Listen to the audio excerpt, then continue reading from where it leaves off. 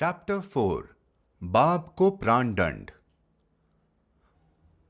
प्रभु धर्म को प्रबलता के साथ क्षति पहुंचाने वाली विपदा की लहरों ने अंत में बाप के सबसे सक्षम, सबसे प्रिय और सबसे विश्वसनीय शिष्यों को एक एक करके निगल लिया और जैसा कि हम पहले ही जान चुके हैं, स्वयं बाप को भी अकथनीय दुख में डुबो दिया। चेरिक के इस कैदी के इतिहासकार ने अंकित किया है कि कम से कम 6 माह तक बाप न कुछ लिख सके न लिखवा सके। अपने सबसे योग्य योद्धाओं की अंतहीन विपत्तियों, किले में कैद बाबियों द्वारा उठाए गए घोर कष्टों और बचे हुए लोगों के लज्जाजनक विश्वासघात, बंदियों द्वारा सहन की गई कष्टदायक यातनाओं तथा स्त्री, पुरुष और बच्चों के घृणित कत्लेआम के साथ साथ उनके मृत शरीरों के घोर अनादर के प्राप्त होने वाले बुरे समाचारों के दुख से चूर चूर होने के कारण 9 दिनों तक बाप न किसी से मिले और न ही कुछ उत्कृष्ट खाद्य पदार्थ का सेवन कर सके। उनके लिपिक ने इस बात की पुष्टि की है।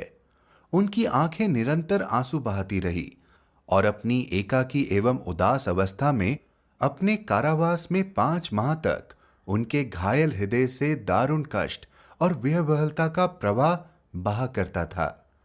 उनके नवजात धर्म को घेरने वाले तूफान के प्रारंभिक काल में ही इसके अधिकांश स्तंभों को गिरा दिया गया था। कुद्दुस, जिन्हें इस मुल्लाहिल आखिर ईश्वर के अंतिम नाम की उपाधि के रूप में बाप की ओर से अमरता प्रदान की गई थी, जिन्हें आगे चलकर कुलुत्ताम नामक बहाउल्लाह की एक पाती में नुक्ताए अखरा अंतिम बिंदु की उत्कृष्ट उपाधि से सम्मानित किया गया था। एक अन्य पाती में उनके प्रकटीकरण के अग्रदूत के अतिरिक्त अन्य सभी की तुलना में एक अद्वितीय पद पर उन्नत किया गया था, जिन्हें बहाउल्लाह ने और एक पाती ने कुरान में उल्लिखित उन संदेशवाहकों में से एक बताया था जिन पर पाखंडी होने का आक्षेप लगाया गया था। फारसी बयां ने जिनकी प्रशंसा उस सह तीर्थयात्री के रूप में की थी जिसकी परिक्रमा 8 वाहिद की संख्या में दर्पण करते हैं, जिनकी अनाशक्ति तथा ईश्वर इच्छा के प्रति जिनकी निष्ठा की सच्चाई पर स्वयं ईश्वर भी देवदूतों के समक्ष गर्व करते हैं, जिन्हें अब्दुल बहा ने मार्गदर्शन के चंद्रमा के रूप में नामित किया है और दिव्य सेंट जॉन के प्रकटीकरण में उन 2 साक्षियों में से एक के रूप में जिनके प्रकट होने की प्रतीक्षा की गई थी, जो उस दूसरे संताप के समाप्त होने के पूर्व ईश्वर से पुनर्जीवन प्राप्त करेंगे। ऐसे कुद्दुस ने बहाउल्लाह अनुप्रमाणित करते हैं अपनी भरी जवानी में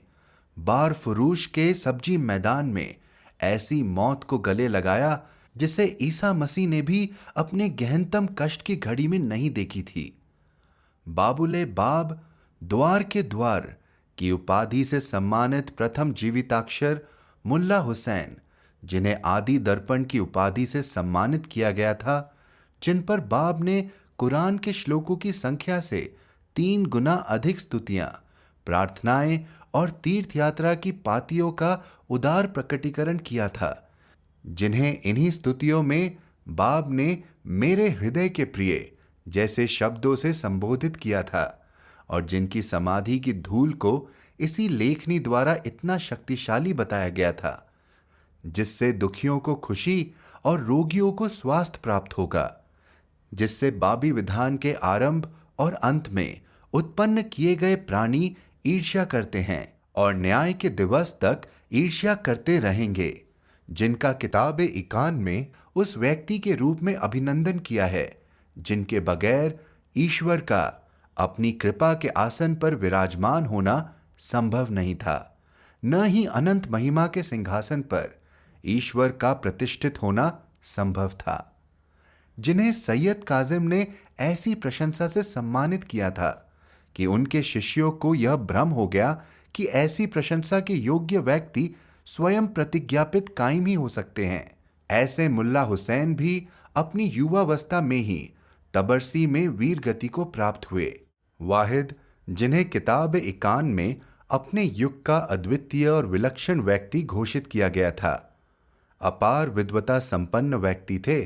और इस धर्म से जुड़ने वाले अपने युग की सबसे प्रतिष्ठित विभूति थे,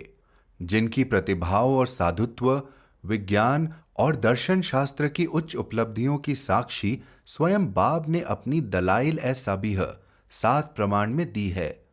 जो इसी प्रकार की परिस्थितियों में एक अन्य उथल पुथल के भंवर में डूब चुके थे और शीघ्र ही अपनी बारी में शहादत का वह प्याला पीने वाले थे, जिसे माजिंदरान के शूरवीर शहीद अंतिम घूंट तक खाली कर चुके थे। प्रत्यक्ष हठधर्मी, अदम्य साहस, विशिष्ट मौलिकता और प्रचंड जोश वाले एक और शूरवीर थे हुज्जत, जो इस भट्टी में तीव्रता के साथ और अटल रूप से खींचे जा रहे थे, जिसकी लपटें जंजान और इसके आसपास के इलाकों को पहले ही निगल चुकी थी। इसके साथ साथ बाप के मामा, जो उन्हें बचपन से पिता का प्यार देने वाले एकमात्र व्यक्ति थे, को भी तेहरान के जल्लाद की कुल्हाड़ी से उनसे अलग कर दिया गया था। उनके चुनिंदा शिष्य, उन जीविताक्षरों की कम से कम आधी संख्या उनसे पहले शहीद हो चुकी थी। अब तक जीवित बची ताहिरा भी साहस के साथ एक ऐसे मार्ग पर आगे बढ़ रही थी जो उन्हें निश्चित रूप से उनके अंत तक पहुंचाने वाला था। दुखांत धर्मकाल की चिंताओं, निराशाओं, विश्वासघातों और दुखों से भरा तीव्रता से घटता हुआ एक जीवन अब अपनी चरम सीमा पर पहुंच रहा था। इस नए विधान के शौर्य काल का सबसे उथल पुथल वाला दौर तेजी से अपनी अंत को प्राप्त हो रहा था। उस विधान के अग्रदूत द्वारा चखा गया दुखों का वह कड़वा प्याला भरकर छलकने लगा था। सत्य ही बाप स्वयं ही अपनी भावी मृत्यु की भविष्यवाणी कर चुके थे। अपने एक अंतिम लेख किताबे पंच शान में उन्होंने इस तथ्य की ओर संकेत दिया था कि उनके ध्याय की घोषणा का 6वां नवरोज धरती पर उनके द्वारा मनाए जाने वाला अंतिम नवरोज होगा। हां अक्षर की उनकी व्याख्या में उन्होंने शहादत की तीव्र इच्छा व्यक्त की थी, जबकि कयमूल अस्मा में उन्होंने अपने यशस्वी कार्य के ऐसे अंत की अटलता की वास्तविक भविष्यवाणी की थी। यहां तक कि चेहरिक से उनके प्रस्थान के 40 दिन पहले उन्होंने अपने पास मौजूद समस्त दस्तावेज एकत्रित करके अपनी कलमदान, मोहरों और अंगूठियों सहित एक जीविताक्षर मुल्ला बकीर को इस निर्देश के साथ सौंप दिए थे कि वे इन्हें मुल्ला अब्दुल करीम काज़मीनी, जिन्हें मिर्जा अहमद का उपनाम प्रदान किया गया था, को सौंप दे, जिनका कार्य होगा इन्हें बहाउल्लाह तक पहुंचाना। जब माजिंदरान और नैरीज की हिंसक उथल पुथल अपने अपने खूनी रास्तों पर अग्रसर हो रही थी, तब अपने देशवासियों, अपनी सरकार तथा अपने शासक पर इनके प्रतिघात से भयभीत और इन दारुण घटनाओं के महत्व पर बड़ी बेचैनी से विचार मग्न नसीरुद्दीन शाह का महामंत्री अपने मन में उस भाग्य निर्णायक निर्णय पर बड़ी उत्कंठा से विचार कर रहा था, जो न केवल उसके देश पर अपनी अमिट छाप छोड़ने वाला था, बल्कि जो समग्र मानव जाति के भाग्य के लिए असंख्य परिणामों से भरा हुआ था। अब तक उसे यह पूर्ण विश्वास हो चुका था कि बाप के अनुयायियों के खिलाफ की गई दमनकारी कार्यवाही ने उनके उत्साह की आग को और भी भड़का दिया था, उनके संकल्प को और भी दृढ़ कर दिया था और उनके सताए हुए धर्म के प्रति उनकी वफादारी को संपुष्ट कर दिया था। बाप के एकाकीपन और कैद ने अमीर निजाम की उम्मीदों के बिल्कुल विपरीत प्रभाव डाला था।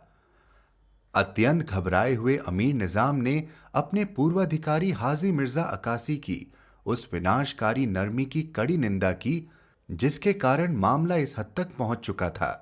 उसे लगा कि देश की सार्वजनिक और धार्मिक संस्थाओं को दूषित करने वाले इस घृणित विधर्म के लिए एक अधिक प्रचंड एवं एक अधिक दृष्टांत योग्य सजा दी जानी चाहिए। उसका मानना था कि ऐसे घिनौने सिद्धांतों के निर्झर स्रोत और इतने गत्यात्मक आंदोलन को चलाने वाली शक्ति के जीवन का अंत करने से ही उस ज्वार में उतार आएगा जिसने पूरे देश में इतनी तबाही मचा रखी थी। जंजान की घेराबंदी अब भी तेजी से की जा रही थी, जब अपने राजा के आदेशों की अवहेलना करते हुए और अपने सलाहकारों एवं साथी मंत्रियों से बगैर परामर्श किए अज़रबैजान के राज्यपाल हिशमतुद्दौलिया ने राजकुमार हमज़ी मिर्जा को अपना आदेश भेजा और उसे बाप को प्राणदंड देने के निर्देश दिया। इस डर से कि कहीं उस प्रांत की राजधानी में ऐसी निर्णायक सजा देने से ऐसी शक्तियां भड़क उठेंगी जिन्हें नियंत्रित करना उसके लिए असंभव हो जाएगा, उसने यह आदेश दिए कि कैदी को तबरीज ले जाया जाए और वहां उसे मौत के घाट उतार दिया जाए। राजकुमार ने एक ऐसा कृत्य करने से साफ इनकार कर दिया जिसे वह एक अपराध समझता था। ऐसे में अमीर निजाम ने अपने ही भाई मिर्जा हसन खान को अपने आदेशों के निष्पादन की जिम्मेदारी सौंपी।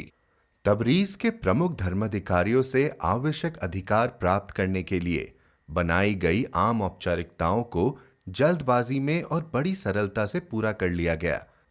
न तो तबरीज में बाप की जांच पड़ताल के ही दिन उनका मृत्यु अधिपत्र लिखने वाला वह मुल्ला मोहम्मद ए ममकानी बाप से आमने सामने मिलने को तैयार हुआ, न ही हाजी मिर्जा बकीर और न ही वह मुल्ला मुर्तजा कुली जिनके घरों पर महामंत्री के आदेशानुसार जल्लाद इस कैदी को अपमानपूर्वक ले गया था। बाप के साथ किए गए अपमानजनक व्यवहार के तुरंत पहले और उसके ठीक बाद दो अत्यंत महत्वपूर्ण घटनाएं घटी। ये ऐसी घटनाएं थी जिन्होंने बाप की शहादत के पहले दौर से जुड़ी रहस्यमय परिस्थितियों पर प्रकाश डाला। बैरक के एक कमरे में बाप द्वारा अपने लिपिक सैयद हुसैन के साथ की जा रही गोपनीय बातचीत को जल्लाद ने अचानक ही रोक दिया और सैयद हुसैन को एक तरफ ले जाकर उसने उसे फटकार लगाई। इस पर बाप ने उसे संबोधित करते हुए कहा, जब तक मैं उससे वह सब कुछ नहीं कह लेता जो मैं कहना चाहता हूं, तब तक मुझे धरती की कोई ताकत चुप नहीं करा सकती, चाहे यह पूरा विश्व मेरे विरुद्ध सशस्त्र खड़ा हो जाए, फिर भी यह मेरे इरादे को अंतिम अक्षर तक पूरा करने से मुझे रोकने में असमर्थ होगी। आर्मीनियन रेजिमेंट के एक ईसाई कर्नल बाप का मृत्युदंड निष्पादित करने के आदेश दिए गए थे। वह भयभीत था कि कहीं उसके इस कृत्य से वह ईश्वर के कोप को आमंत्रित न कर बैठे, इसलिए उसने बाप से विनती की कि उस पर थोपे गए कर्तव्य से वे उसे मुक्ति दे। बाप ने उसे आश्वासन देते हुए कहा, अपने कर्तव्य को पूरा करो और यदि तुम्हारी आकांक्षा सच्ची है तो वह सर्वशक्तिशाली ईश्वर निश्चित ही तुम्हारी इस व्याकुलता से तुम्हें मुक्त करेगा। तदनुसार सैम खान ने अपने कर्तव्य को पूरा करना शुरू किया। चौक के सामने वाले दो कमरों को अलग करने वाले एक खंबे पर कील गाड़ी गई। इस पर दो रस्सियां बांधी गई जिनसे बाब और उनके एक अनुयायी अनीस के उपनाम से सम्मानित उस जवान और स्वामी भक्त मिर्जा मोहम्मद अली जुनूजी को अलग अलग लटकाया गया। पहले की एक घटना में इसी अनीस ने अपने स्वामी के पैरों में गिरकर यह विनती की थी कि किसी भी परिस्थिति में वे उसे अपने से अलग न करें। मृत्यु दंड देने वाले सैनिकों के दस्ते ने अपने आप को 3 पंक्तियों में खड़ा किया, जिनमें से प्रत्येक में 250 सैनिक थे। एक एक करके प्रत्येक पंक्ति ने तब तक गोलियां दागी जब तक कि पूरी पलटन ने अपनी गोलियां नहीं दाग ली। इन 750 बंदूकों से उठने वाला धुआं इतना घना था कि आसमान में अंधेरा छा गया। जैसे ही धुआं छटा, वैसे ही बैरकों और आसपास के घरों की छतों पर जमा होने वाली लगभग 10,000 लोगों की भौचक्की भीड़ ने एक ऐसा दृश्य देखा कि उन्हें अपनी आंखों पर विश्वास नहीं हो रहा था। बाब उनकी आंखों से ओझल हो चुके थे। केवल उनके साथी अनीस उस दीवार के पास जीवित खड़े थे जहां उन्हें बांधकर लटकाया गया था। अनीस को किसी प्रकार की कोई क्षति नहीं पहुंची थी। जिन रस्सियों से उन्हें बांधकर लटकाया गया था, बस वे कट गई थी। विस्मित तमाशबीन चिल्ला उठे, बाब हमारी आंखों से ओझल हो चुके हैं। अधिकारीगण बावले होकर उनकी खोज में तुरंत इधर उधर दौड़ने लगे। उन्होंने बाप को उसी कमरे में शांत और स्वस्थ अवस्था में पाया जिसमें उन्हें एक रात पहले रखा गया था। वे अपने लिपिक के साथ उस बातचीत को पूरा करने में व्यस्त थे जिसे यकायक रोक दिया गया था। इतने दैवी ढंग से सुरक्षित रहने वाले इस कैदी ने अपने समक्ष दोबारा आने वाले उस जल्लाद का अभिनंदन करते हुए कहा, मैंने सैयद हुसैन के साथ अपनी बातचीत पूरी कर ली है। अब तुम अपनी इच्छा पूरी कर सकते हो। पहली मुलाकात में बाप द्वारा कहे गए शब्दों को याद करके और ऐसी चौंका देने वाली घटना से बुरी तरह घबराकर जल्लाद तुरंत वहां से भाग खड़ा हुआ और उसने अपनी नौकरी से इस्तीफा दे दिया। इसी प्रकार सैम खान ने भी विस्मय और आश्चर्य के भाव से बाप के आश्वासन भरे शब्दों को याद करते हुए अपने लोगों को तत्काल बैरक छोड़ने के आदेश दिए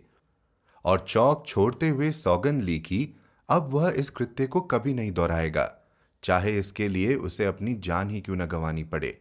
अंगरक्षक का कर्नल आका जाने खमसी ने सैम खान के स्थान पर इस कार्य को करने का जिम्मा लिया। बाब और उनके साथी अनीस को एक बार फिर उसी दीवार पर उसी तरह बांधकर लटकाया गया, जबकि नई रेजिमेंट ने एक कतार में खड़े होकर उन पर गोलियां चलाई और इस बार उनके सीने गोलियों से छलनी हो गए और उनके शरीर पूरी तरह क्षतिग्रस्त हो गए। परंतु सिवाय थोड़ी बहुत क्षति के उनके चेहरों को कुछ नहीं हुआ था। जब वह रेजिमेंट गोलियां दागने की तैयारी कर रही थी, तब वहां खड़ी तमाशबीन भीड़ के लिए बाप के अंतिम शब्द थे, हे स्वेच्छाचारी लोगों, यदि तुमने मुझ में विश्वास किया होता तो तुम में से प्रत्येक इस युवा का अनुसरण करता, जो इस समय पद में तुम सब लोगों से ऊंचा है, और तुम खुशी से मेरे पथ में बलि चढ़ गए होते। वह दिन आएगा जब तुम मुझे पहचान लोगे, परंतु उस दिन मैं तुम्हारे पास नहीं होऊंगा।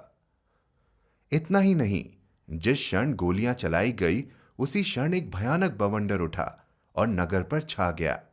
दोपहर से लेकर रात तक धूल के भंवर ने सूर्य के प्रकाश को ढक दिया और लोगों की आंखों को जैसे दृष्टिविहीन कर दिया। सेंट जॉन के प्रकटीकरण जैसी महत्वपूर्ण पुस्तक में जिस भूकंप की भविष्यवाणी की गई है, वही भूकंप सन 1268 हिजरी में शिराज में आया था। इस भूकंप ने पूरे नगर में उत्पात मचा दिया और लोगों के बीच तबाही फैल गई, ऐसी तबाही जिसने हैजा, भुखमरी और अन्य विपदाओं के जुड़ने से एक अत्यंत भीषण रूप धारण कर लिया। उसी वर्ष में सैम खान की रेजिमेंट का स्थान लेने वाली दूसरी रेजिमेंट के 250 सैनिक और उनके अफसर एक भीषण भूकंप में मारे गए, जबकि 3 वर्ष बाद शेष 500 सैनिकों को उनकी बगावत के लिए वही सजा दी गई जो उनके हाथों ने बाप को दी थी, यह सुनिश्चित करने के लिए कि इनमें से एक भी सैनिक जीवित न रह जाए। उन्हें एक बार फिर गोलियों से भूना गया और इसके पश्चात उनके शवों को बर्छों और भालों पर टांगकर तबरीज के लोगों के समक्ष नुमाइश के लिए रखा गया। इस बर्बर कृत्य के 2 वर्षों के भीतर ही बाप की मृत्यु के लिए उत्तरदायी मुख्य व्यक्ति उस निर्दयी अमीर निजाम और उसके मुख्य साथी अर्थात उसके भाई की मृत्यु हो गई। बाप के जीवन के 31वें और उनके धर्मकाल के 7वें वर्ष के दौरान 9 जुलाई 1850 सन शाबान 1266 हिजरी को बाप के प्राणदंड दिया गया। उनके और अनीस के छलनी शरीरों को बैरक के आंगन से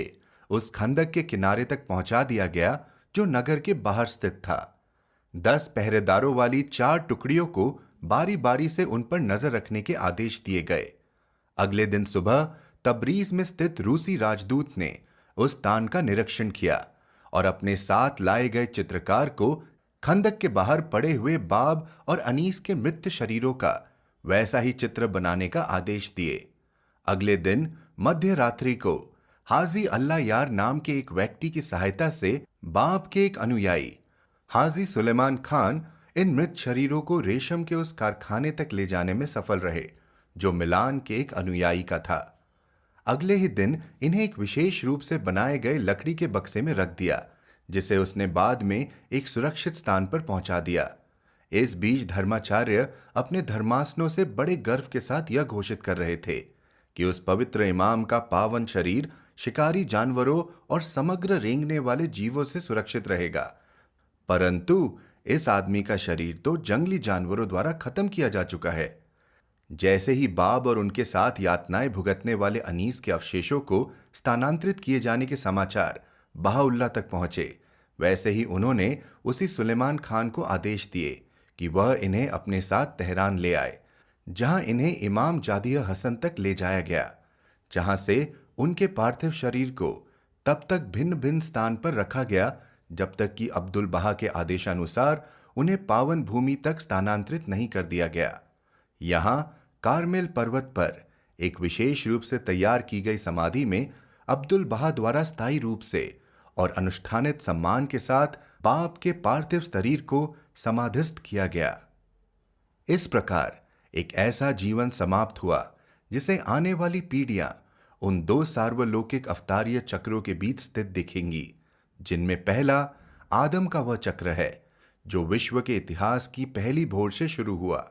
और दूसरा बहाई चक्र है जिसका कम से कम 5000 शताब्दियों तक की अवधि के दौरान स्वयं आगे बढ़ना नियत है। जैसा कि पहले ही देखा जा चुका है, जिस दैवीकरण के साथ ऐसा जीवन अपनी चरम सीमा की उपलब्धियों को प्राप्त हुआ, वह बहाई विधान के सबसे शूरता युक्त काल की प्रतिष्ठा थी। साथ ही उस पहली बहाई शताब्दी के संपूर्ण काल में घटने वाले वृत्तांत की सबसे नाटकीय एवं सबसे दुखांत घटना के अलावा इसे कुछ और नहीं माना जा सकता। सत्य ही विश्व की वर्तमान धार्मिक व्यवस्थाओं के संस्थापकों के जीवन के इतिहास में इसे अद्वितीय घोषित करना सही होगा। इतनी महत्वपूर्ण घटना भला कैसे देश की सीमाओं से भी परे जहां यह घटी थी, व्यापक और तीव्र रुचि नहीं उत्पन्न कर पाती। एक ईसाई विद्वान और सरकारी पदाधिकारी जो फारस में रह चुका था और जिसने बाप के जीवन और उनकी शिक्षाओं का प्रभाव अपने ऊपर महसूस किया था, उसने यह उद्गार व्यक्त किए हैं।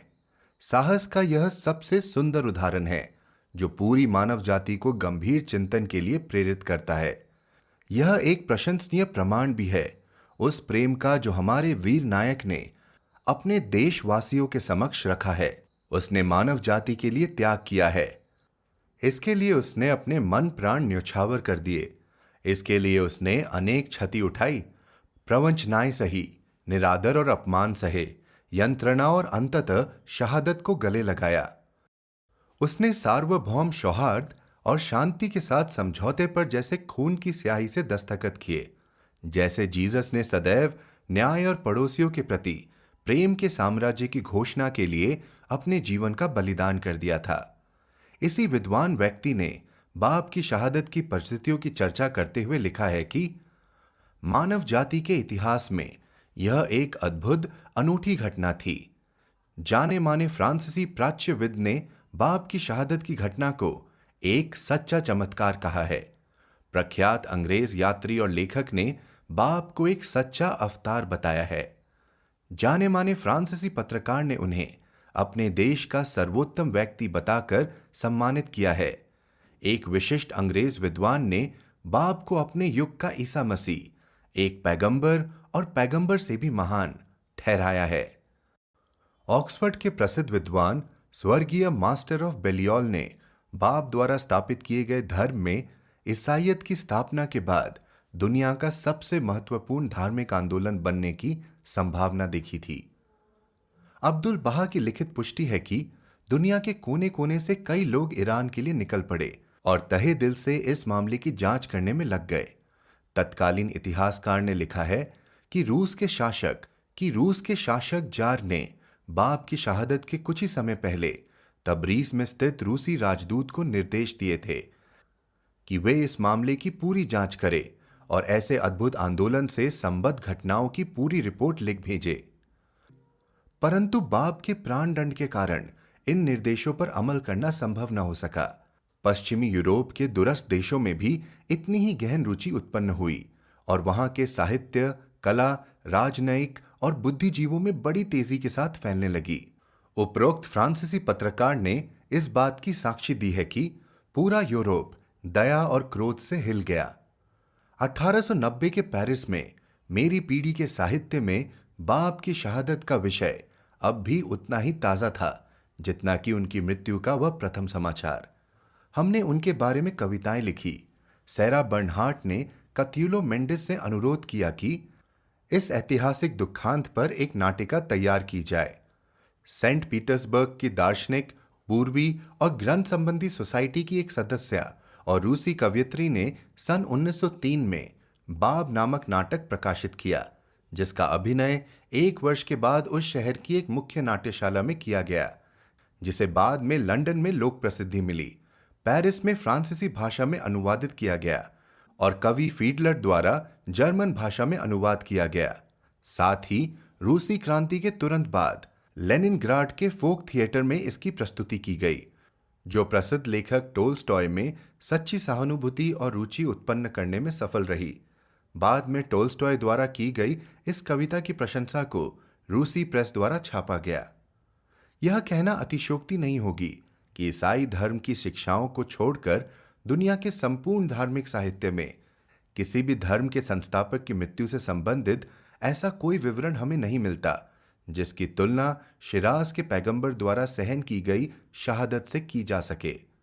बाबी धर्म के प्रति अंतहीन शत्रुता की सौगंध लेने वाले लोगों के बीच साक्ष्यों द्वारा प्रमाणित और सम्मानित व्यक्तियों द्वारा पुष्ट की गई और सरकार एवं अशासकीय इतिहासकारों द्वारा मानी गई इतनी आश्चर्यजनक और इतनी अकथनीय अद्भुत घटना को वास्तव में उन अद्वितीय क्षमताओं का सबसे उत्कृष्ट प्रदर्शन माना जा सकता है,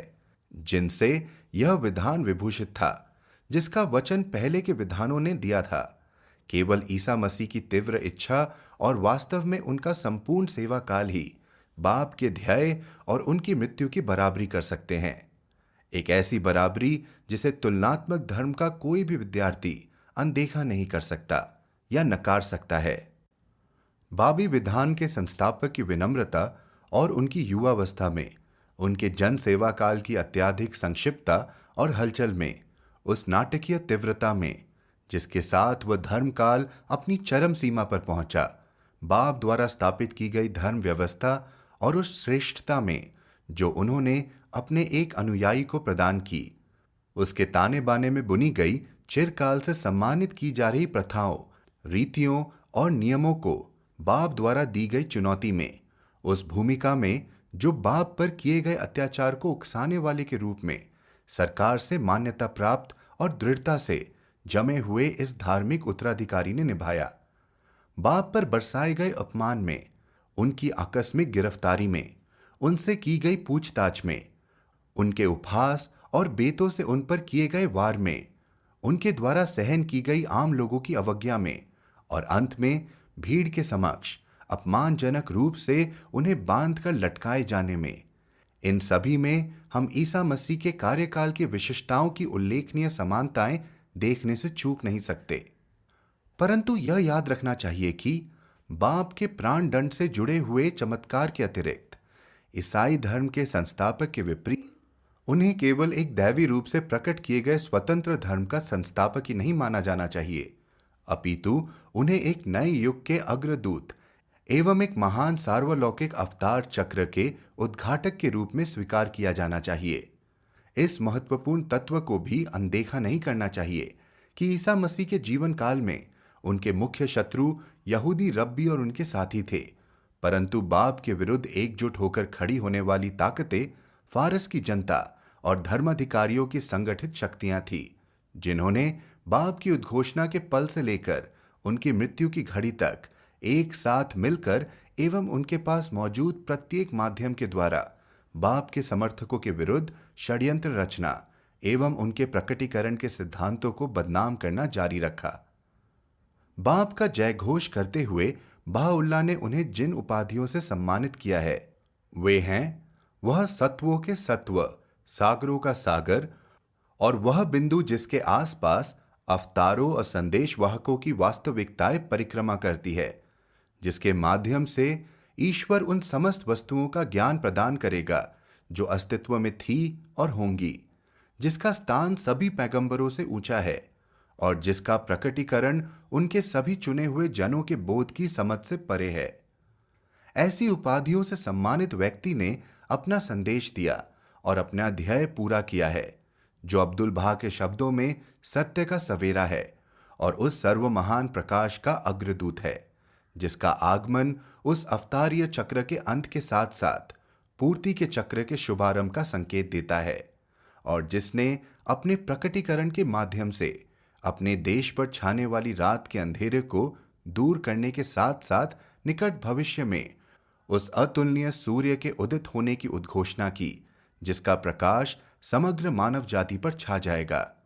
वे स्वयं इस बात की पुष्टि करते हैं कि वह आदि बिंदु जिससे समस्त सृजित वस्तुएं उत्पन्न हुई हैं, ईश्वर के आदि शब्द का एक समर्थक स्तंभ है, और वह रहस्यवादी मंदिर, महान घोषणा, सिनाई पर चमकने वाले दैवी प्रकाश की ज्वाला और ईश्वर का वह स्मरण है जिसके विषय में प्रत्येक पैगंबर के साथ एक पृथक संविदा स्थापित की गई है, जिसने अपने आगमन के द्वारा सभी युगों में किए गए वचनों को पूरा करने के साथ साथ समग्र प्रकटीकरणों को पूर्णता प्रदान की है। बाब वह कायम है जिसके आगमन का वादा बाब वह कायम है जिसके आगमन का वादा शियाओं से किया गया था। कायम अर्थात वह जो उठ खड़ा होगा। वह मेहदी है अर्थात वह जो मार्गदर्शित है, जिसके आने की अपेक्षा ईसाइयों द्वारा की जा रही है। जॉन बैप्टिस्ट की वापसी है। जरथोस्तियों के पावन ग्रंथों में उल्लेखित उशिदर माह है। यहूदियों द्वारा प्रतीक्षित एलाइजा की वह वापसी है जिसका प्रकटीकरण सभी अवतारों के चिन्ह और संकेत प्रदर्शित करेगा, और जो मूसा की पूर्णता, ईसा का प्रकाश और जॉब का धैर्य प्रकट करेगा। ऐसा व्यक्ति अब प्रकट हो चुका था, अपने धर्म की उद्घोषणा कर चुका था, निष्ठुरता से सताया गया और प्रतापशाली मृत्यु को प्राप्त हो चुका था।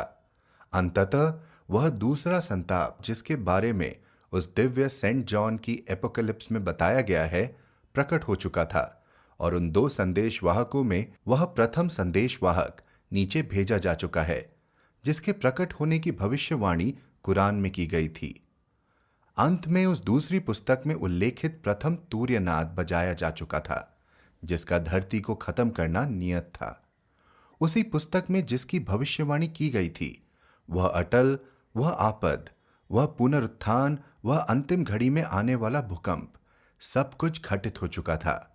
वे स्पष्ट चिन्ह नीचे भेजे जा चुके थे, और वह आत्मा फूंक दी गई थी, और आत्माएं जाग चुकी थी, और आकाश फट चुका था, और सर्वदूत पंक्तिबद्ध खड़े हो चुके थे,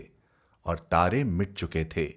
और धरती ने अपना बोझ उतार फेंका था, और स्वर्ग को निकट लाया जा चुका था, और नरक में ज्वाला भड़का दी गई थी, और वह ग्रंथ निर्धारित किया जा चुका था, और वह पुल बिछा दिया गया था,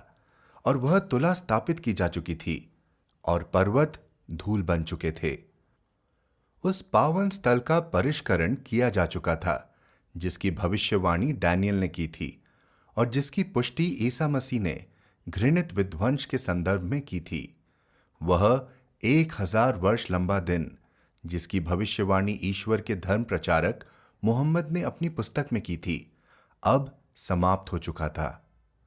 जैसा कि दिव्य सेंट जॉन ने भविष्यवाणी की थी, वह 40 और 2 माह